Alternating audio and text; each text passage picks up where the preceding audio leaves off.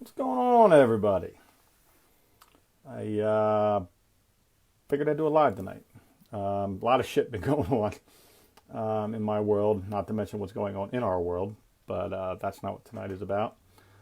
I was going to do some talk about where we're at as far as the chestnut checkers movement, but I don't think today's the day for that either. For those of you who know, today was sale day at Maxout, where 90% of everything I've collected over the last 10 years walked out the door. And that was rather weird because it actually started Friday night, the whole process. So it's been it's like a drawn out breakup that just keeps getting extended for days. So it was a very weird day. And I'm just gonna let some people join in. I wanted to spend some time because today. So at Maxout, we had a lot of student athletes over the last 10, almost 11 years come through our doors, and we have areas along the top of the walls where we put their, if they go on to college, whether they're an athlete in college or not, if they trained with us, they can hang their pennant up there. So today was kind of that moment where I had to take the pennants down, and that sucked. Equipment can be replaced, but those pennants are like like a milestone for these kids. So they got to hang their pennant up, and so I was taking them down today, and I was getting all emotional. And anybody that knows me, I can be a real prick, but I'm also a very emotional guy. And I'm going to try not to get emotional, but I probably will during this, because I'm going to talk about 8 of my student athletes. I'm going to share just sort of I'm going to try and keep it brief, but that's not normally my thing. But I'm going to try and share like their journey through Maxout and how it went and how they transformed their lives and stuff like that. So, so that's what today is going to be. I made that decision at dinner, and I was signing the pennants today and just writing a note on each one of them for each one of the kids, so they can have it if they want to keep it as a memento. But that's kind of what I was, just thinking about their journeys and all the things we did together and the conversations we had and the struggles they had and the milestones and achievements. So today I'm going to share their stories. So it's going to be probably 10 kids. I got to write 2 more in here that I want to talk about. And 2 of them are going to be lumped together because they're best friends, so I can do that. So I'm going to lead off with the first one. So there's 1 and 1A, so I'm going to do them 1 and 2. So Mariah Trewick and Meg Yates were the first 2 student athletes that we had at Maxout. Mariah was a junior basketball player when she started training with us, and Meg was a senior basketball soccer player and at Springford. And they were the first 2. We had just opened our doors, and anybody that knows the story, I didn't really know. I was not a certified strength coach. I was just a Maxout guy. So I knew Maxout, but I didn't know really anything else about training. I've learned it over 10 years, but that wasn't how it started. So I was kind of smoke and mirroring it a lot with a lot of stuff, but I kind of knew in my head how it would work. So Mariah was the center for the Springford girls basketball team. So she came, it was like late spring when she started in 2010. And she was 6 foot tall, beautiful black girl that just her face just beams. And today she calls me her white dad, which is just our running joke that we have with each other. But she's just a beautiful, beautiful girl. When she was in high school, she was stubborn. She was willful sometimes. She was very talented. She was very athletic, very strong. And mentally, she gave me a run for my money.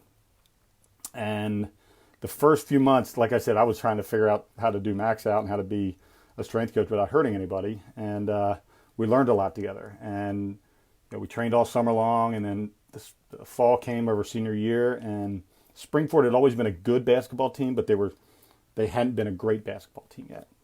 And so it would be 2012 was her senior year. 2011, 2012 was her senior year. And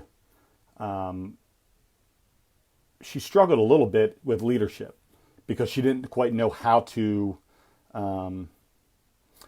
use her talent, but also inspire others to play up to another level.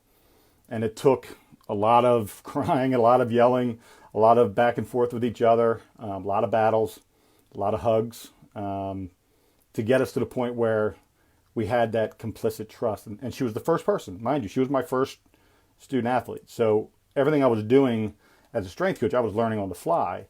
And I learned that I can train her body the same way as I would train someone else's body using the Maxout, but how I got her to believe in what we were doing and how I got her to believe in herself was completely different and independent of everyone else. But I didn't know that yet. So anyways, we built this level of trust throughout the season, and the team started that struggled a couple times throughout the year. She had some moments where she wears her emotions on her sleeve, so it's very visible. Her body language, you can tell where her head's at when she's on the court. And I went to every game, and I was in this, couple rows behind the bench. And I'm sure Mickey, the head coach, didn't necessarily like me coaching her from the bench, but I would try to get her attention and tell her that I'm watching her, and I'm watching her body language, that she needed to adjust and to forget about the play and all those kinds of things you do as a coach. And it took until there was one game, and it was coming up towards the end of the year. They were about ready to go into the playoffs, and she just had she didn't have a great game, and she just let it get to her, and we had a moment after the game, and I told her, I said, I don't ever want to see that again, that a leader never sulks, and a leader never lets their disapproval or unhappiness with their own play affect the rest of the other team's play. And that kind of happened in that game. And it was like a light switch moment for her, where she realized how vital her body language and her understanding of each other, all her teammates' talents and their personalities, and how to create that bond started. And Mariah, she doesn't know this, maybe she does, but so the following year they won a state title after she graduated. But they would have never won that state title if Mariah hadn't figured out how to lead that team and set the example. And she is, I'm getting emotional already. 6 minutes into this thing. She learned the value of being calm, of being strong, and understanding that each individual person has their own way of hearing and their own way of responding. And she learned how to do that year. And I think all her teammates figured out how to do that as well. And then Mariah went on to play at Westwell. She went to Shippensburg, and then she transferred to Westchester. She had really bad knees. She had a surgery. Her kneecaps would dislocate since she was younger. So we had to really work hard to keep her strong so she could play. And she had some setbacks with her knees, but ultimately she had a great collegiate career because she gave everything of herself.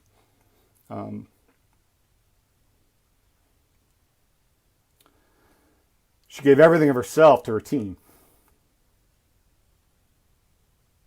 And that is,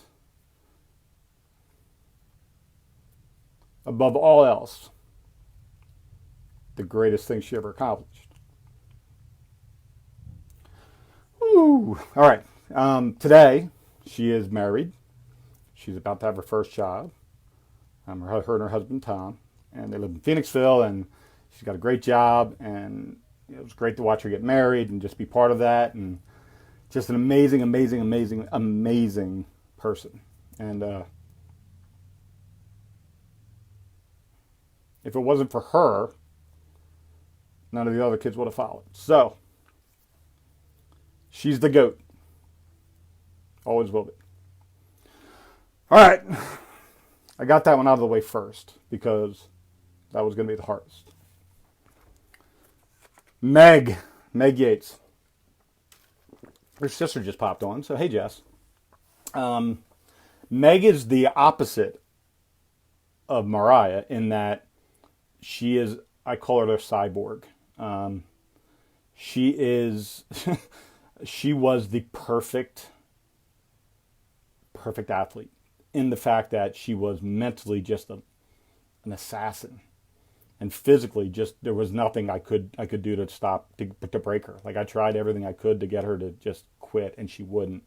And Kevin, we're gonna be talking about you in a little bit. You just chimed in. So Meg was like she's a cyborg. I'd never seen a stronger athlete, and she just understood the mental side and the physical side. But she had to learn. She had to learn to be a leader as well, because her version of leading was all a million miles an hour and keep up. That was kind of her approach to leadership. And she had to learn that there was, you can't just go and expect everybody to keep up. You got to teach people how to keep up. You got to show them work ethic, and if they're not keeping up, find out why they're not keeping up and find a way to get them going. And I only had her for her senior year of high school. Well, actually, I only got her for towards the end of her senior year of high school, and then all through college, and then all her life. Essentially, she worked for me. She came to work for me. So while she was in college, but she went to Philly U, which is now Jefferson or whatever it's called. She played soccer there. Could have went Division I. Literally, just an amazing talent. And Jess, don't get salty, Jessica. She was pretty great. You're right. She was just that kind of an athlete where I didn't have to do too much on the performance side. I had to get her to have a little bit more understanding and compassion for other people on her team. It wasn't just, and she's a lot like me, and I think that's why we hit it off so quickly. But she had to learn how to step back, assess, and figure out how to be a leader. And we worked on that, and we've been working on that all of her career, and I'm very happy to say that I was just at her wedding down in Tennessee, I guess coming up on 6-8 months ago, and her and her husband Trevor just started their own counseling. They're both counselors, like psychologists kind of things, but counselors, and they're going to be doing it for athletes who are transitioning out of playing into non-playing world, and all the things that come with that loss and that feeling of need for team and all that kind of stuff. So she started a business doing that. And I'm going to be doing a podcast with her and Trevor talking about their new business and what they're trying to do. So I'm excited to do that for them. But Meg Yates is, and she's beautiful, red hair. Trevor's 6-foot Brazilian, former player, football player, quarterback at Delaware. They're going to have some athletic kids. So I'm excited to see their family grow and just stay with them for the rest of their life, just like Mariah. Futchko, Zach Futchko. This is a kid that wasn't a star athlete. As a matter of fact, he came to me, his dad brought him in his freshman year. And at Springford, there's varsity football, JV football, and then 9th grade football. And then there's no other option. So Zach was 5'6", $140, $150, kind of chubby, red hair, glasses, a little awkward. And his dad brings him in and says, I want to talk about getting my son strong so he can make the football team next year. And I said, all right. I pulled Zach aside and I said, Zach, explain to me what happened. He goes, I tried out and I got cut from everything, even 9th grade. And I said, oh. I said, well, then what do you want to do if you come here? He goes, I don't ever want to get cut from anything ever again. I said, all right. I can work with that. I can work with anybody that wants to make a team so bad. So Zach's journey went from he trained all year from September, October, whenever it was when he started, until the next September when he had to show up for tryouts. Well, he made JV. And made that year he suited up every game and played special teams. Now, through this time, he became a strong son of a bitch. That kid was a 500-pound squat, 300-pound bench by the time he left high school. But throughout his journey through high school, he went from cut from everything to making JV and getting it on the field to his junior year making JV and dressing for varsity and playing a couple games, getting in a couple games on varsity and starting as a defensive tackle, I think, on defense, and led the JV league in sacks. And then his senior year, he was the goal line nose guard kind of guy on goal line situations. And the reason is he's so strong. Even though he was 5'6", I don't think he got much taller, but he never stopped wanting to be the most dominant linear player. Like he would go straight. I don't think he ran very fast, and I'm sure he didn't jump very high, and he wasn't very agile, but he could hold people in place. And but that kid it was that I love seeing the underdog. He's like a Rudy kind of kid, and just watching his growth and progression. And at one point in time, he was basically teaching everybody how to lift in their weight room at school.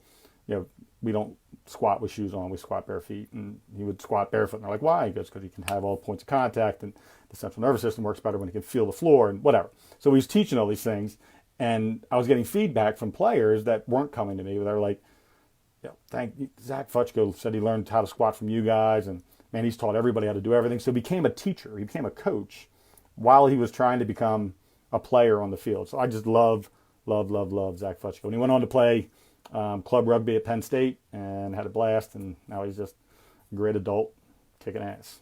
All right, this next one. Sarah, you're going to be talked about shortly, so don't hop off. Hope you don't mind.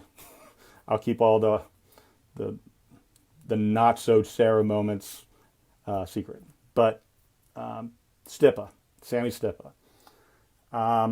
She is the single greatest basketball player I've ever seen in high school.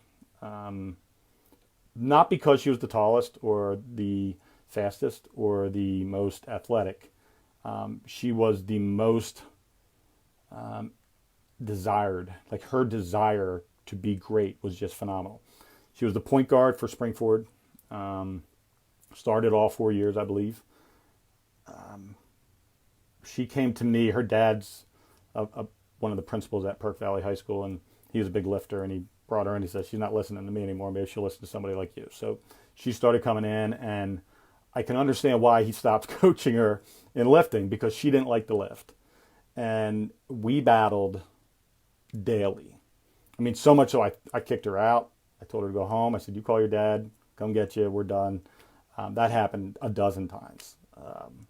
Over the course of the first year and a half, we battled. I mean, don't get me wrong.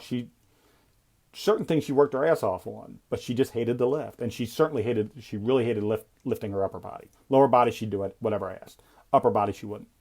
And I needed her to understand that as the point guard, I needed her entire body to be strong, especially because she was shorter. She was 5'2", whatever, 5'3". She's probably going to yell at me. She's probably 5'4", I don't know.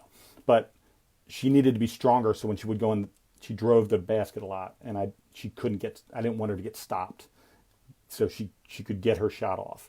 And she didn't understand yet the value of that upper body strength. So long story short, we had this during their 2013, her junior year, the year they won the state title. I was training, me and my staff were training pretty much the entire girls basketball team now for about a year and a half up until this point, starting with Mariah and Meg. So they were all coming in, and there was a great camaraderie, and the girls loved it, and we had had a lot of time to mentor these kids and teach them about leadership and tenacity and grit and understanding how to dominate someone's spirit on the basketball court in a positive but intimidating way. Like, when you get a rebound or a loose ball and someone else is fighting you for it, that's your basketball. You don't give that basketball up no matter what until the whistle blows. And even when the whistle blows, you're still the last person to give that ball up. And, we would have wall sits. They would have to do 30 minutes of wall sits if they didn't hold on to a loose ball, or if they let a girl take a ball from them. They'd have to do wall sits the next time they came in. And it built this intensity and this want for the basketball, because in basketball, that's really the most important thing. You got to want the basketball in rebounding and defense and loose balls and all that. So we worked on that a lot with this group, and Stip was the leader. She was the best basketball player in the history of Springford girls basketball, and I would argue even boys basketball. She's scored a bazillion points. She was, finalist she was all-state, first team, 2 years. She's phenomenal. She ended up getting a full ride to Lafayette to play basketball, which is up in the Bethlehem area, Division I. But anyways, we battled so much, and it wasn't until there was like this defining moment where we went outside. So we used to have a bench outside of Maxout, and that was kind of like where you're going to get your ass chewed, or you were going to cry to me about something that's happening in your life. We'd always sit down on the bench. That was where that happened. And I threw her out again, and she just sat out there. And I said, did you call your dad? She goes, I can't call my dad. I said, why? She goes, I can't let him know that I got thrown out again. And then we went out, and I sat down. I said, I want to know what it is that that we can't seem to communicate. Why is that?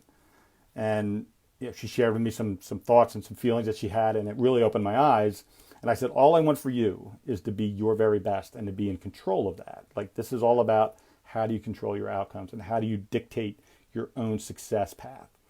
And from that moment, we sort of hit this new plateau. And it wasn't like all of a sudden we were chummy, but we started here and we ended up to the point where she's one of my favorite human beings on the planet. And saw her the other day and stopped by the house, and she calls me Mateo. That's always been her thing, and she's the only person that's ever called me Mateo. So it's awesome to have that, and I know it's her. If I ever hear Mateo, I know it's coming from her. Well, they went on to win the state title. She, dominated the game. Along that journey of winning the state title, there's so many big moments that she was clutching, and I'm just so proud of the fact that she trusted me, and that she allowed me to be the person that could help her control those outcomes and become the strong person, the strong leader, because she's a phenomenal leader. She didn't know it. She just thought she was the basketball player, the great basketball player, and the one who had the ball in her hands, and she had a lot of responsibilities, but she didn't understand how vital her choices were to the overall team success. And I believe she learned a lot of that from Mariah and Meg even, as she was growing up and becoming this championship level basketball player. So Stip, we call her. She's one of a kind. She's an amazing, amazing athlete. If you ever get a chance to go on YouTube and look up Springford Girls State Championship video, there's a lot of cool highlights from that. All right, Sarah, I don't know if you're still on or not. I know you were watching. Sarah Payont. Sarah was never interested in the athletic side of basketball. Like, how do I become great at basketball? She loved basketball. She was very, very good at basketball. She was a power forward, long arms, super tall, great control of her body. Didn't look like it, but she actually had great control of her body in places where you didn't think she would have great control of her body. And we would work out, and it was always kind of like she was going through the motions, but it was just enough to keep her strong. And I didn't really push her too hard because she's super intelligent, and she usually made me look stupid whenever I would say something that wasn't factual or not 100% factual. She happened to always know the answer. She's like Google. Her head's like Google. Anyway, she's a nurse now, an oncology nurse up at Fox Chase. And but our first beginning of our togetherness, it was during the state championship run. And at the beginning of the year, I pulled her aside and I said, you have an opportunity to be legendary. This team, I see it. I can just tell this connectivity, this cohesiveness. After the first game of the season, it was a preseason game, I just saw something. And I said, you guys have a chance to be legendary. I said, and you get to decide it. I said, so how hard you want to work is going to dictate whether or not you become legendary. And she started to pick things up as that season went on. I think she started to see and feel that momentum growing, and she became an amazing leader on that team. It was her junior year as well. And just watching the evolution of Sarah. And it wasn't until, like, she never, no, don't get me wrong, she still didn't enjoy lifting. And she didn't enjoy the intensity of Matt as much until she got to college, and she went to the University of Scranton. And she's, I don't know, at least a 3-time All-American, if not a 4-time. But it wasn't until after her freshman year she came home. And in the summertime, the kids always come back from college and they start training. And I just kind of expected the same Sarah. She's kind of a happy-go-lucky, affable young lady. And she came back and she actually texted me. Normally I would have to text them to see where they're at and when they're coming home so I can get myself prepared. She texted me, she goes, I'll be home on this date. I want to start on this date. And she was very, very clear on what she wanted to do. And that summer was like the best summer ever. And I think, I don't think she was an All-American her freshman year. But she ended up being one of the greatest, if not the greatest basketball player of all time, female basketball player of all time at Scranton. Took them to at least the Elite Eight and the D3 NCAA tournament. Dominated every facet of the game. I think she's one of the all-time leaders in every statistical category at University of Scranton. And it all switched when she came home and told me what she wanted to accomplish. And then I never seen somebody so intensely driven to be physically prepared for what was about to happen. And she would kept that up every summer after that. And it was always fun to see her come home. And then I would go up and watch games and just watching that that confidence and that growth and that understanding of how, when you're younger, you can get away with talent. And then when you get to the next level, especially when you're playing on a team that has as much talent as her team did, and they were expected to go as far as they did as far as winning championships or leagues and then going to NCAAs, she figured out that the stuff you're doing in the off season is the most important part. And thankfully, almost all the kids stayed healthy throughout their careers. And I do believe Maxout and the way we train had a lot to do with that. But Sarah, just that switch, just awesome. And we were all just down at Meg's wedding. That was fun, just all of us hanging out again. And they're all adults now, which is nice. They're not teenage girls anymore, so we can have a little bit different conversations. But Sarah's now saving lives every day as an oncology nurse, and she went to Africa to help do nursing over there, and she's just an all-around great human being, and probably one of the top 2 smartest athletes I've ever trained in the 10 years I've worked with kids. Britt Moore. All right, Britt. She is, I've never met a kid. I'll give you it. She played on that basketball team, the 2013 state championship team. Britt is the most unique of the athletes I've ever trained because she was so, she knew what she wanted to do, but she had no idea how to get there. She was quick as lightning on the basketball court. Great sense of humor, strong, works hard, but she had a temper.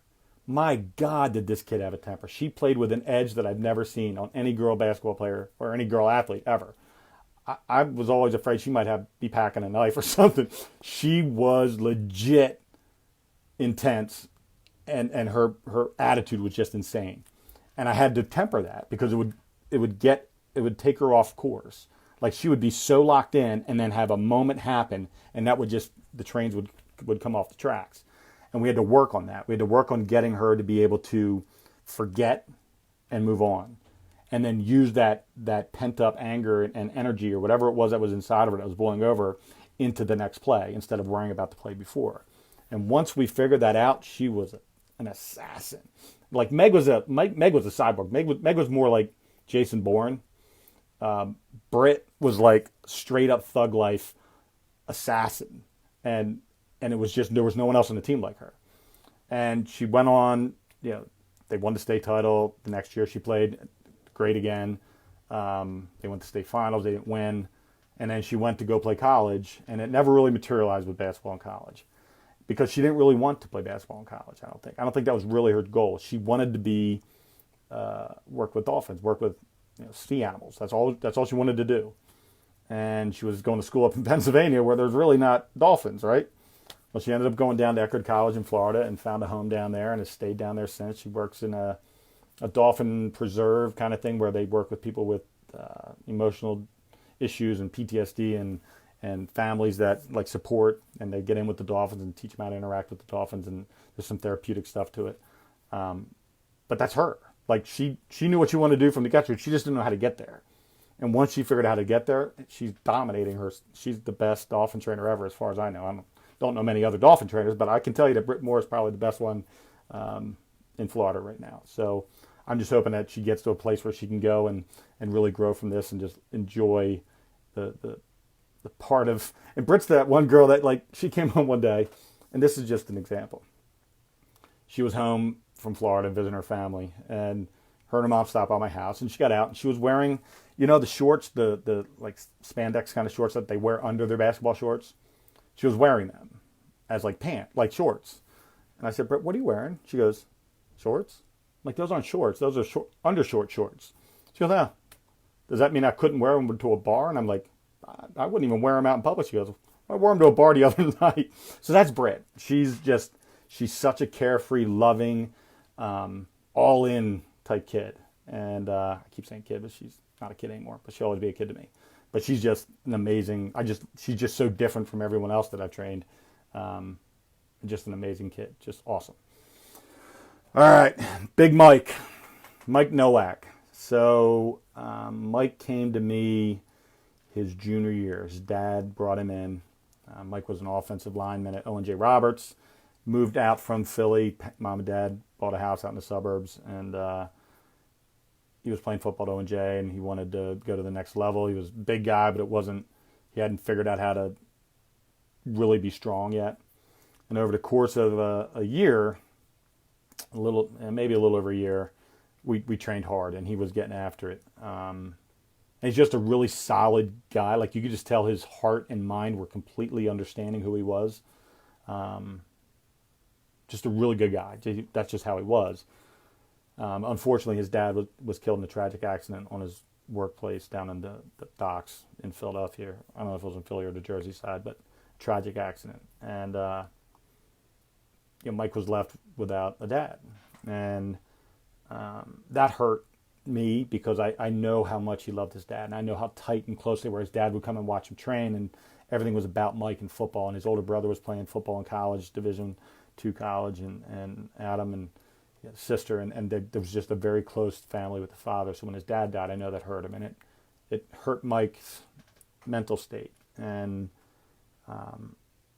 we just sort of became like a father figure to him, more so than a coach. And he ended up going to play football at Kutztown and trained with me all the time, and would come home and train in the summers, and came to work for me in the summers. And we just stayed in this fatherly son kind of place. And then his junior year, and he was all league center for Kutztown, 290 pounds, 6'2", big corn-fed white kid.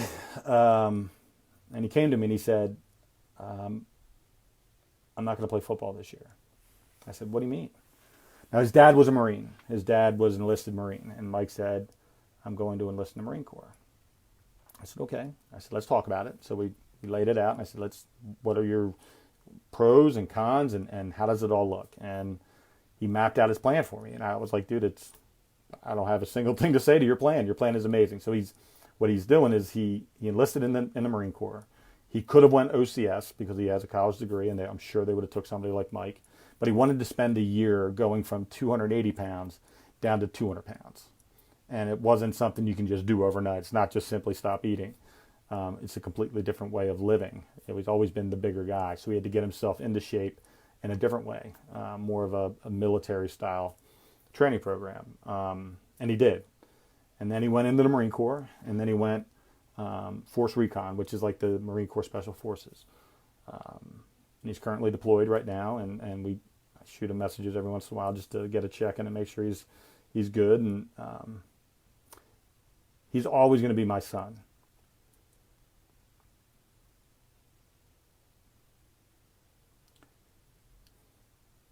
Whenever he called me Coobs. It's like, Coobs! And he's Big Mike. And he's just got this patriotic,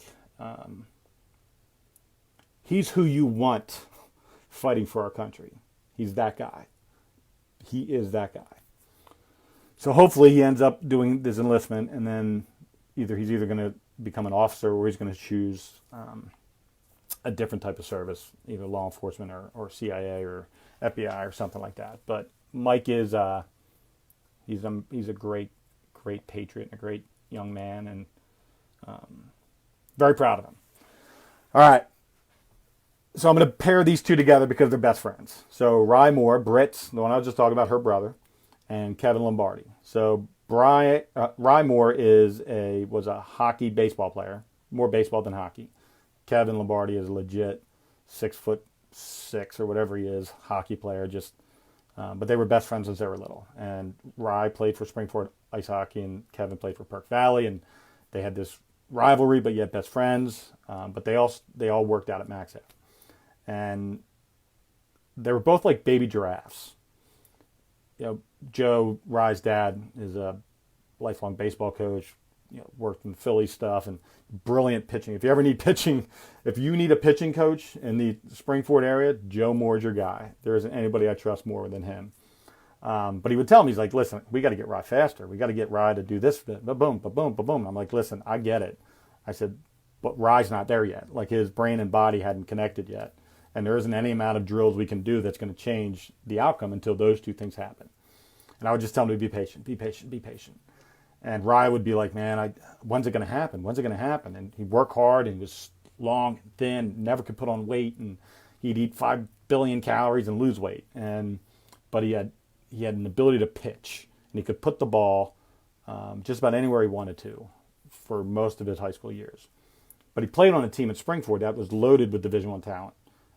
His senior year, Ryan pitched 13 innings, I think it was, on a team with kids that are playing high-level Division I right now. But I remember the summer before his senior year, and he had, like I said, he's a baby giraffe. His body just nothing, and people don't understand, like in baseball with hitting, like if you're growing, your spatial relationship with the batter's box changes, right? So where you're swinging typically is now different because your arms are longer, your hands are longer, your legs are longer. Like everything changes. It's constantly teaching your brain and your body to adapt and adjust so that you can continue to be successful. And he just was having a difficult time getting all those things to happen. So long story short, one summer, the summer before his senior year, I get this text. And I always said, when it happens, you'll know. When your body and your brain connect, you're going to know. And he was at some showcase thing, some baseball showcase thing. And I get a text, and all it says is, it happened. And from that day on, he was unstoppable. He could do anything he wanted with a baseball. His confidence was like 10x. He ended up getting a scholarship to pitch at Old Dominion University, which is where Justin Verlander pitched. He would have been a junior this year. Oh, he's still a junior, but his third season of playing baseball. He got in, played a lot. His freshman year, had a dominant year, was second team all conference as a pitcher last year, right-handed pitcher, and he's got some filthy stuff. But I just love watching him. Now he comes home and he understands his body, he understands what he needs, and he comes to the gym, does everything he's supposed to do, and I just love watching the professionalism that he displays. And we'll be seeing him get drafted here. Not this year because they screwed up the draft because of COVID, but next year I anticipate you hearing his name. So his best friend, Kevin Lombardi. Kevin is a prodigy hockey player. It's just that rare gift of size and height and talent that is just amazing. And just watching him grow from when he was I guess between his 8th and 9th grade year, he came to us. In hockey, I didn't know that you don't go to college right after high school. I was all shocked when he wasn't going to college. I'm like, dude, what happened? He's like, I got to go to juniors. I'm like, is that like punishment? He's like, no, I got it. It's like 2 years in juniors and then you go to college. So he's playing now at Sacred Heart University up in, I don't know, it's New York or Connecticut, one of the two. Division I. But he played in the USHL, which is in the junior, minor, whatever. I'm not a hockey guy, but juniors, I think, is what it's called. But watching him, like he was a super giraffe. Like his rise, at the time, I think they're about the same height now, but Rye was a couple inches shorter than him. But Kevin was bigger, like his frame could handle a lot more than Ryan's. So trying to get him to put on weight and then maintain his workout, understanding of how to move his body. And the biggest thing that we had to work with Kevin, it took, 6 years, was to get him to squat correctly, how to do a squat. He can squat great now, but it took a long time for Kevin to learn how to squat and how to move weight with proper biomechanical movements. So he could skate like a son of a bitch. He can hit slap shots. He can do everything, but he could not lift weights properly. He just didn't understand how to move weight, how to exert force. So it was fun watching him. They're both very quiet guys. They're not big talkers. They don't talk a lot of shit. They just go out and do their job, but they're also great supporters of their teammates. Like you can just tell they truly love the teams they play on, and that brotherhood and that kinship. So I just love the fact that they're that humble, but yet very talented, and yet great teammates. So both of those guys are amazing. All right, last one is going to be the hardest for me because it's my daughter.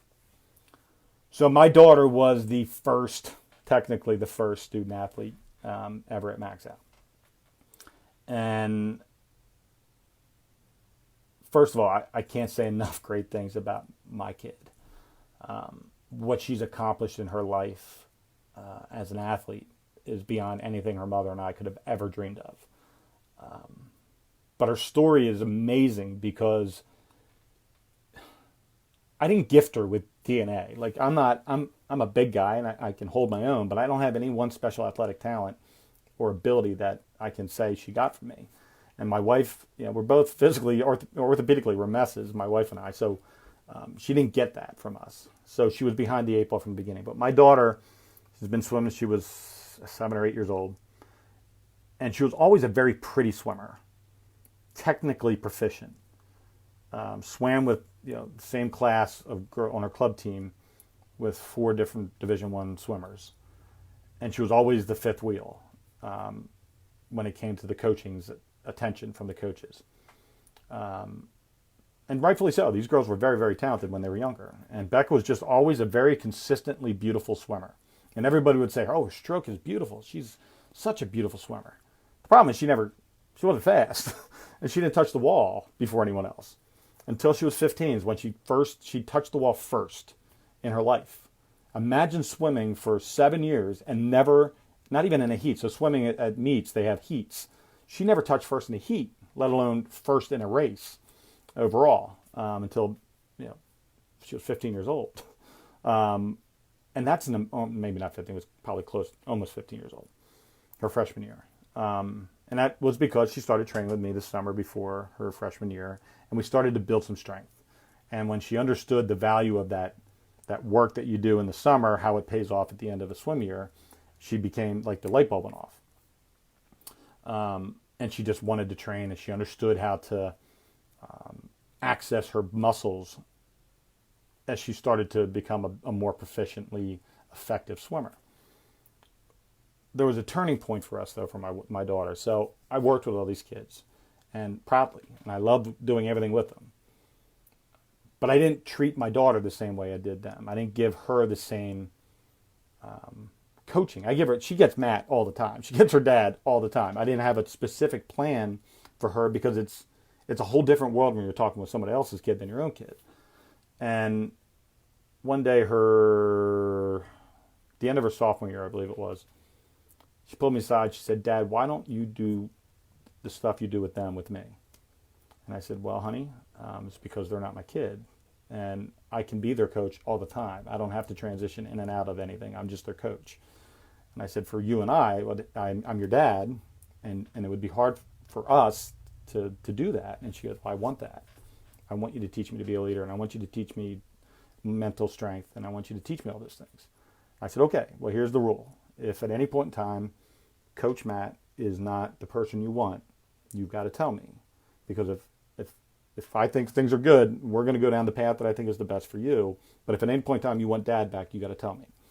I said, but we have to make sure that we're doing this right. You can't yo-yo me whenever it's convenient for you to do that. And in the beginning it was a little awkward, but then all of a sudden she started to see the value in the things that I was teaching her.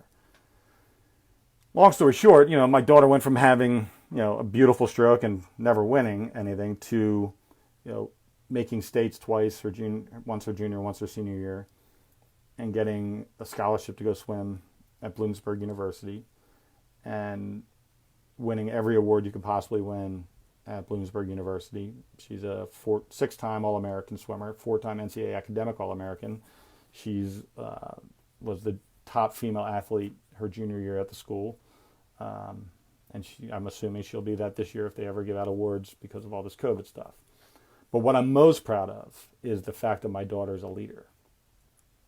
She's a phenomenal athlete. She's strong as a horse.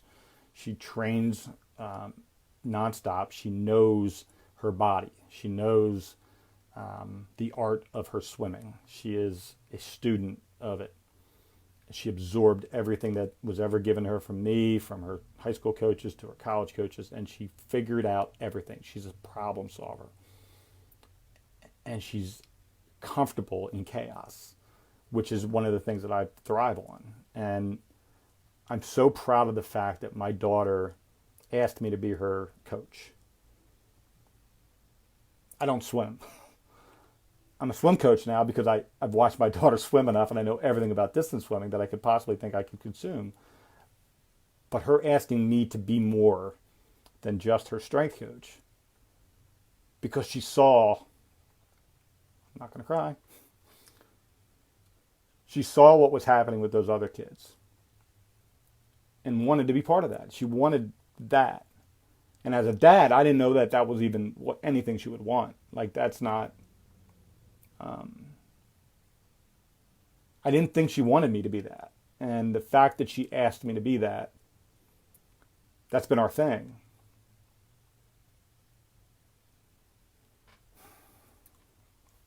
And it's over now.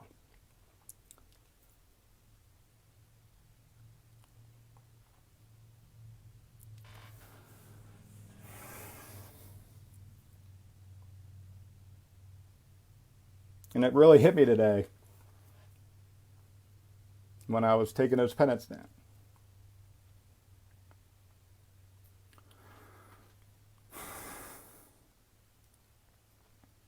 It's over.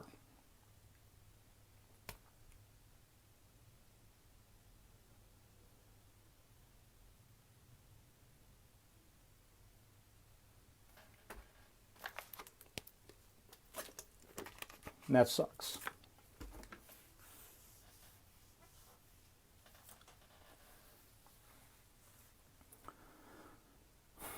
Sorry.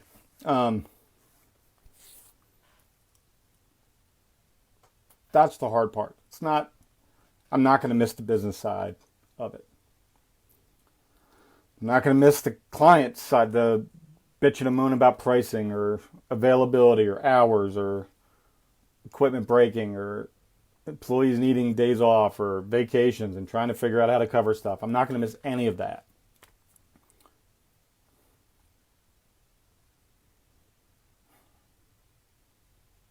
I'm going to miss my kids. Training my son, who, while he doesn't necessarily enjoy swimming as much as his sister, it's our thing.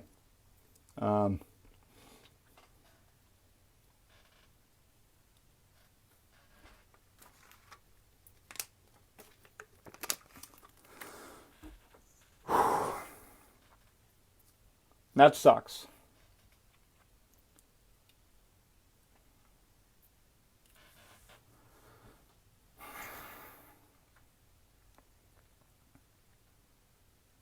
And today it hit me.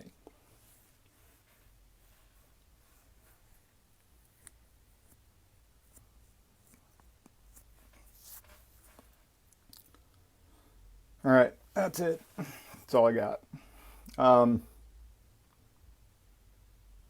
Yeah, that's it. That's all I got. But, wow.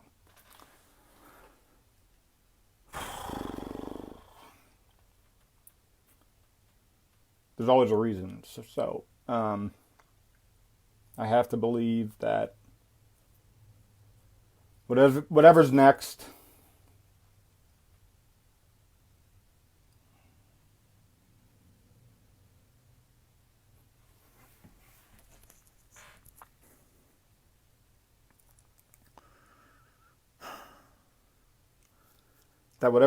is just as awesome as the last 10 years. All right. That's it. I'm done. Kev, thanks, buddy. I'll see you guys.